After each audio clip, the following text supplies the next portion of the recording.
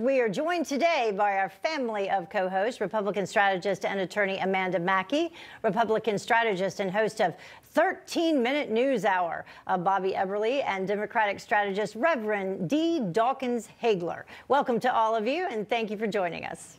All right, President Joe Biden signing another round of executive orders earlier today, this time tackling climate change. But many are saying, you know, this is an attack on natural gas and fossil fuels for clean energy's sake, saying it would cost Americans hundreds of thousands of jobs, possibly.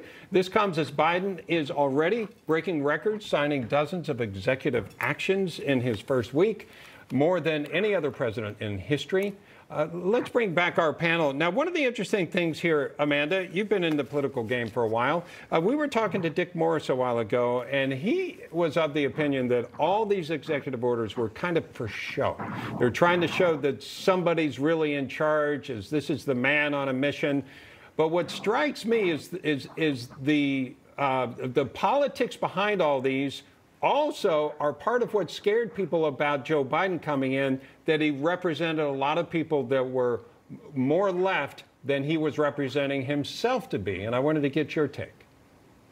Well, look, I mean, he made it clear in those debates, you know, when he was debating Bernie Sanders, that he was going to crush the fossil fuel industry. And then in the debate with President Trump, the same thing. And so, you know, Kamala Harris then came out and tried to, you know, do cleanup duty and say, no, we're not going to.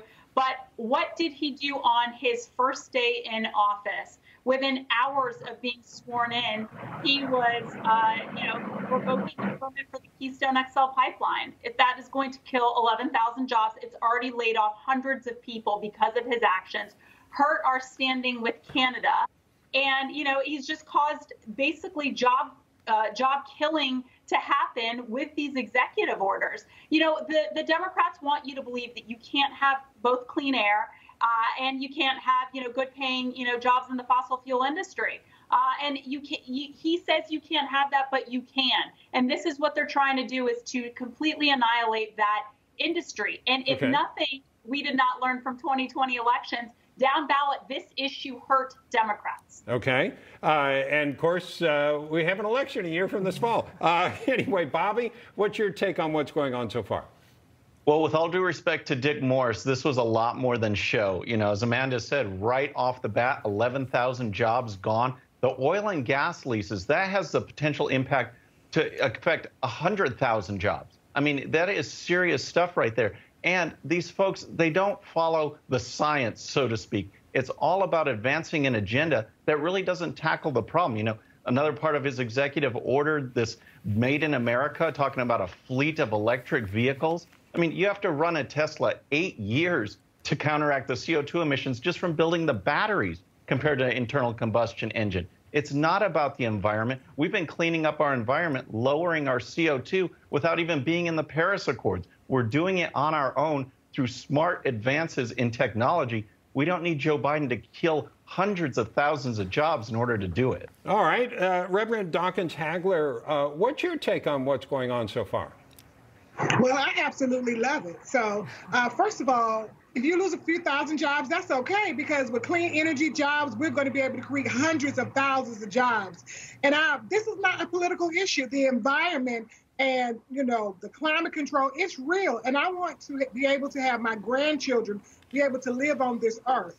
And if we're not careful, if we do too much fracking, too much drilling, we will not have an earth for our children to live on in about 25 to 30 years. We really need to be careful about this global warming. Heather, you have any concerns about, do you take steps like this and maybe our energy independence disappears? Well, I mean, one of my thoughts, and I'll just jump off of what the Reverend had to say there, when you're creating jobs, that's great. But when you're forcing people out of jobs and then forcing them to perhaps maybe have to go back to school, learn these new skills to get another job, it does seem kind of unfair to all those folks. And we're talking about a lot of people right now across the Midwest, as we've mentioned, you know, almost every day with the Keystone Pipeline and now banning fracking. And then the other thought that I had about all this, Bob, as we were listening to some of the announcements being made on this climate day and all of the executive orders, once again, the bureaucracy behind it. And President Biden is creating a lot of jobs just by this alone, because he's now going to have the White House Office of Domestic Climate Policy, the Office of Climate Justice. He has his climate czar, and then he has his climate leader. So it's a lot of bureaucracy also being put into place. And it seems very centralized, Bobby, to me. Maybe I'm wrong. Maybe that's just first glance. Yeah, it's a centralization of power, and it goes to the national security concerns. Joe Biden mentioned that. We became energy independent. That is very big for American national security. The major producers, the major controllers of the minerals and elements used to make these batteries are countries like China and Russia. We saw in the summer, when medical supply chains are controlled 90% by China, the concerns that were raised. Now we want to move our energy usage to countries like that don't like us, that want to bring us down. That's not smart for national security. Welcome back to American Agenda. Bob Sellers here with Heather Childers. President Joe Biden's nominee for Commerce Secretary, Gina Raimondo, said that she is open to raising taxes to fund Biden's agenda during her Senate confirmation hearing. That's when she said it. But Biden campaigned on protecting the middle class from tax hikes.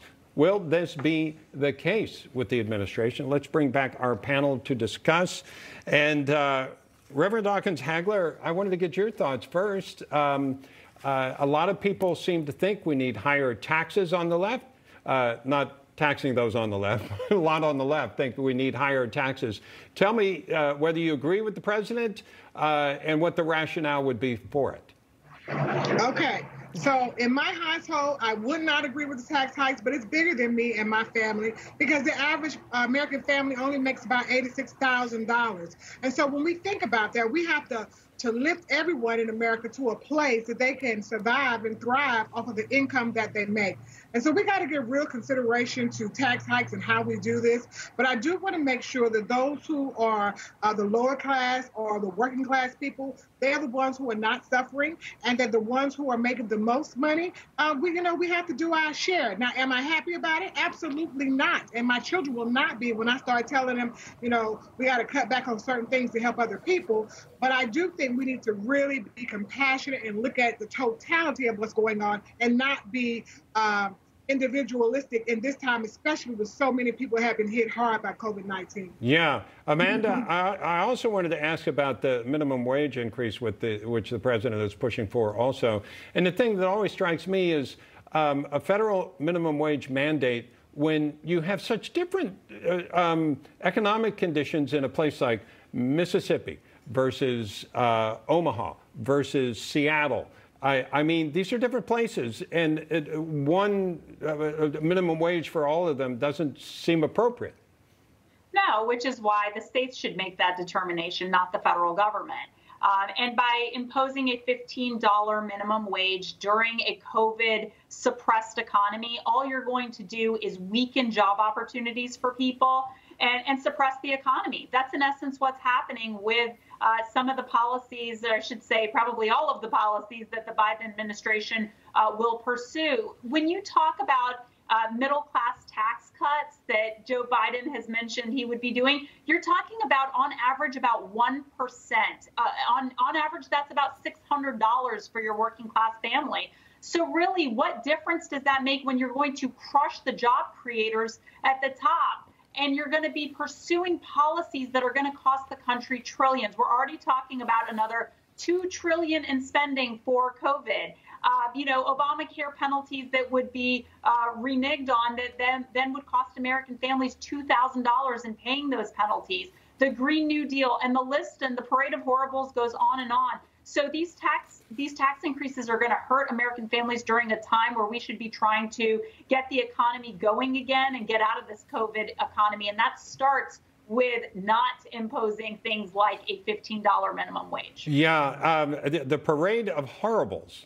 Very nicely done there, Amanda. Bobby, one of the things that strikes me about, like, the corporate tax increase, that's a pretty hefty increase, going from 21 to 28% if we went that route. That's like 33% of an increase at a time when we need corporations and companies to grow. Right. I mean, businesses were hurt during COVID. We need to, the left always, and let me just say for one, I'm a strong advocate of the seller's policy of just taxing the left. I like that idea. I would advocate that. But in general, corporations are not these evil entities that the left tries to paint them. They are the hirers of people, the employers of people. People save and pay for bills and buy food because they have a job at an evil corporation. We need them to grow. I mean, they think workers exist without companies, and it absolutely makes no sense. Amanda nailed it on the minimum wage, but these people in the middle class, if they think that the $600 is going to get them by, just wait till they get hit with all the other taxes, energy taxes, gas taxes, everything else that's going to come in to pay for Biden's agenda. Yeah.